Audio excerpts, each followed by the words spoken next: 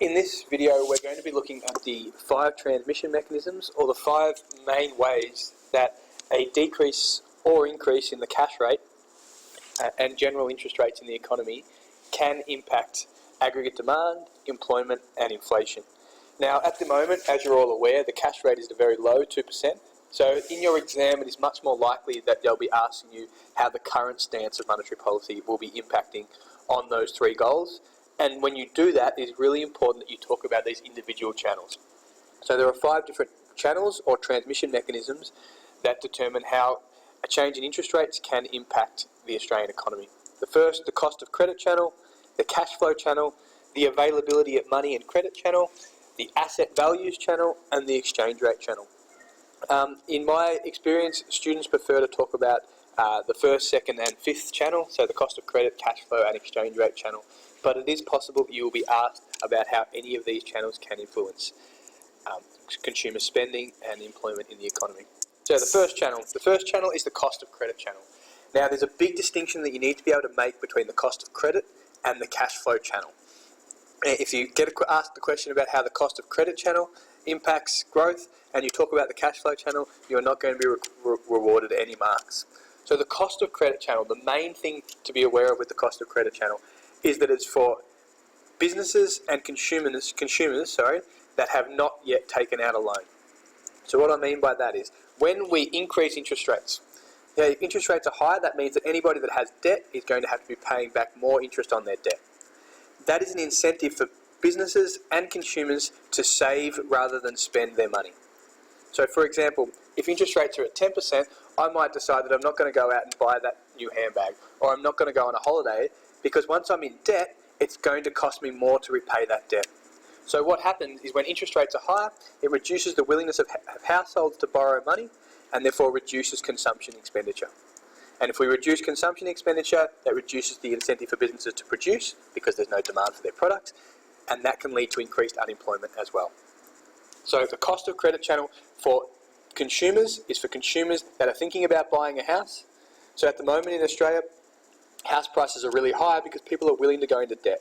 Because interest rates are low, they know that the cost of credit is cheaper and they're willing to go into debt. For businesses, if interest rates are high, they might decide that they're not going to expand. It may not be worth it to them to invest because it's going to cost them too much to repay their debt. So when interest rates are low, businesses are more willing to invest. That helps to create jobs, that helps to create employment because businesses are spending money and growing their facilities. And that leads to increased aggregate demand and growth. The cost of credit channel for businesses and consumers that are yet to take out a loan. Will I take out a loan? Won't I take out a loan? Well, if interest rates are low, I'm more likely to take out a loan. The cash flow channel. The big thing about the cash flow channel is it is those with existing loans. So in Australia, most people have what we call variable rate loans, and what that means is that their interest rate fluctuates based on what the RBA do. So if interest rates are at 2%, people that have a loan aren't paying back much on that loan. So I'll give you an example. If interest rates are at 10% and I have a $200,000 loan, I'm paying back $20,000 every single year on that loan just in interest. If interest rates then drop to 5%, I'm only paying $10,000 on that loan. So what happens if interest rates are lower, I've got an extra $10,000 to spend on other goods and services. So I have a loan and I'm paying less interest on that existing loan. So if I've got another $10,000 to spend on other things, I'll go out, I'll spend on holidays, on clothes, on cars, and that's going to create aggregate demand, create jobs in those industries. It'll create jobs in the retail sector because people are spending more in these areas. So the cash flow channel increases consumption expenditure when interest rates are low because people have more money left after paying the interest on their loans. They spend on other goods and services, and that creates jobs and employment. It's the same with businesses. If businesses have existing loans, if they have to pay high amounts of interest on that loan, they have less money available to invest, to grow their business. So there'll be less investment spending. And again, less investment spending, as you know, reduces aggregate demand, reduces the need for employment. So the lower the interest rates, the more spending in the economy because consumers have more money, higher discretionary, not disposable income, and businesses have more available cash flow to invest, boosting Australia's growth. Cash flow channel, existing loans, cost of credit channel, am I going to take on another loan? Very important. Availability of money and credit channel. This one we won't be talking about as much. Basically what it means is that when interest rates are high, banks are less willing to lend to people. And the reason for that is if interest rates are high, there's more chance that people are going to default on their loans or not be able to pay back their loan. So what will happen is if interest rates are, say, at 10%, banks are less likely to take on credit risky clients. And if they're not willing to lend people money, then people aren't able to spend as much. A lot of people rely on debt to spend, and if we can't get access to credit, then they're not going to spend money, and that's going to lead to reduced consumption spending, mainly. And reduced investment spending because businesses can't get access to loans as well. So both of those will reduce aggregate demand, reduce employment in the economy. If interest rates are low, it has the opposite effect. And you've got to remember as we go through these as well, that if whenever aggregate demand is increasing, that's going to cause inflationary pressures. So a lower cash rate will generally cause inflationary pressures. Asset values or price channel. This is quite a difficult channel. Okay. What we're saying here is that when interest rates are low, there's generally more demand for housing. Okay, people want to buy a house because it's cheap. It's just cheaper for them to service their loan. So what will happen is that house prices will generally go up when interest rates are low. Now that's bad for some people that are trying to get into the market, but those that have existing assets, those that have existing shares, those that have existing property, now experience an increase in their wealth. Because whenever they sell their house, they might get $900,000 instead of $600,000 for it. Because they have this sense now that they have more wealth, that will boost consumption spending. They're going to go out, they're going to spend money on holidays, they're going to go out because they know they've got this big asset behind them, their house. That increases aggregate demand and increases spending in the economy. Okay, when interest rates are high, property prices are reduced, share owners, property owners experience a decline in their wealth, and that reduces their consumption spending, both pre and post sale. So they'll spend more before they sell their house because they know their house is worth a lot, and they're also more likely to spend more after they've sold their house because they've got a lot of money for it. That's the asset value and price channel. So it's really important. The lower the interest rates, the higher the house prices, people feel they have more wealth and they spend more. And finally, the exchange rate channel. And I know most of you have a really good understanding of how interest rates impact the exchange rate, so I would suggest talking about this channel a lot if you're given the choice.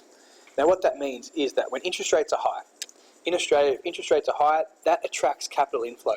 Foreign investors want to put their money into Australian banks and invest in Australia because they're going to get a higher return. And as you know, when there's more demand for the Australian dollar, or when people are putting money in our banks, foreign citizens, that appreciates the dollar. So high interest rates appreciate the dollar because of increased capital inflow. But what we know is that when the dollar appreciates, that can be bad for our international competitiveness. It reduces demand for our exports because they're too expensive for people overseas. Their currency doesn't have enough purchasing power. And it increases our demand for imports, which means there's less spending on Australian goods and services. So at the moment in Australia, what's happening with the exchange rate channel? Well, interest rates are low. That's reducing the amount of capital inflow. It's reducing the amount of foreign investment because people don't want to invest in Australia from overseas because they're not getting the same return. That is leading to a depreciation of the dollar. There's less demand for our dollar, and that's having really good benefits for other sectors of the economy. It's having benefits for the tourism sector because there's more demand for tourism because it's cheaper for people to come to Australia. People are demanding more of education in Australia.